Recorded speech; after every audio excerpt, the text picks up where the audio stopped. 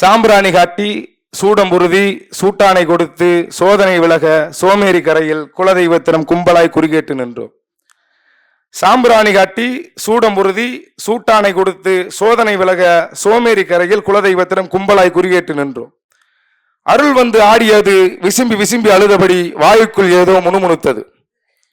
கடவாயை நரநரவன கடித்தது. பிறகு வானுக்கும் மண்ணுக்கும் நாக்கை துருத்தி குதித்து விட்டு வடக்கு பார்த்து மூக்கு புடைக்க முறைத்து நின்றது.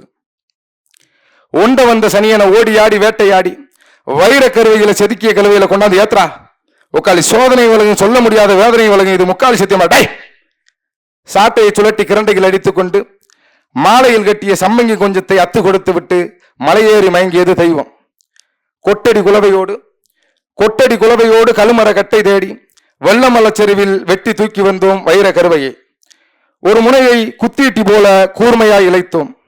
மறுமுனையை சோமேரி கரையில் ஆளுயரம் புதைத்தோம்.